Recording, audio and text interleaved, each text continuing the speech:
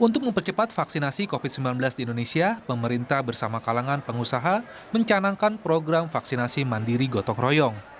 Setidaknya ada 17.000 lebih perusahaan yang telah mendaftar untuk vaksinasi gotong royong.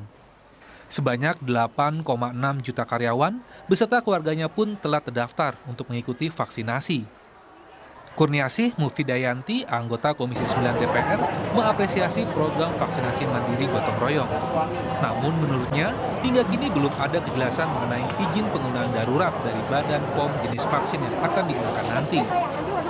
Kita memang mendorong ya, maksudnya kita mengapresiasi lah upaya Kadin dan Apindo untuk memfasilitasi perusahaan swasta skala menengah dan kecil, dan juga kita berharap UMKM juga disentuh juga nih, Mas Aiman, gitu ya.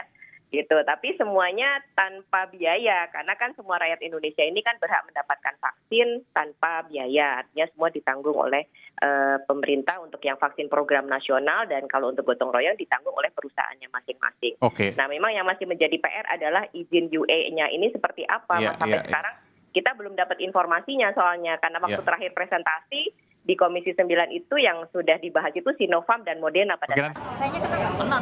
Mengenai izin penggunaan darurat dari Badan POM, Rosan Ruslani, Ketua Kamar Dagang Indonesia mengatakan akan segera keluar di akhir bulan April 2021. Sehingga program vaksinasi gotong royong bisa dimulai pada Minggu ketiga Mei 2021 yang akan datang.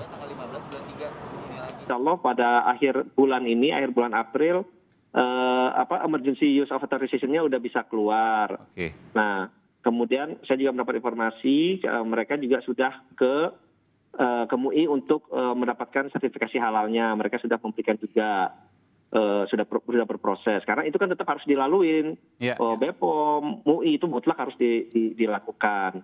Nah, memang diharapkan pada minggu ketiga minggu kedua atau minggu ketiga lah untuk bulan Mei ini dari Sputnik sudah bisa mengirimkan vaksinnya, karena mereka sudah menyampaikan untuk yang secure itu untuk Indonesia 20 juta untuk tahun ini dengan opsi sampai 50 juta untuk tahun ini. Sementara itu, juru bicara vaksin dari Kementerian Kesehatan, Siti Nazia Tarmizi menegaskan bahwa gotong royong tidak akan diperjualbelikan ke individu. Kita sudah mengatakan bahwa vaksinasi ini tidak diperjualbelikan ke individu. Jadi vaksinasi gotong royong betul-betul tujuannya adalah kepada badan usaha, badan hukum, ataupun perusahaan untuk menyasar karyawan-karyawan.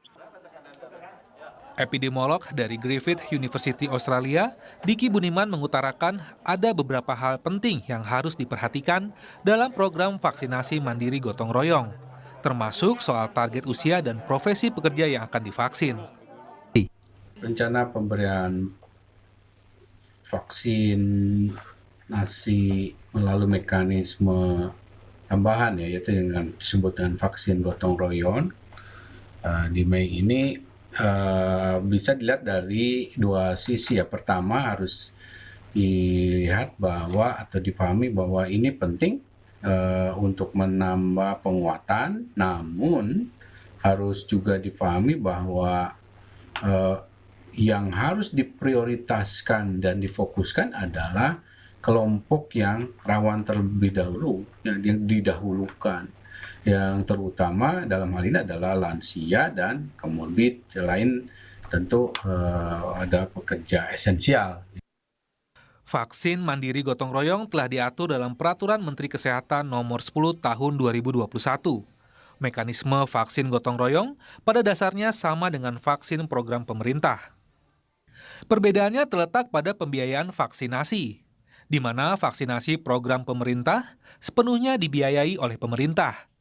Sementara vaksin gotong royong dibiayai oleh perusahaan, badan hukum, atau badan usaha. Tim Liputan, Kompas TV.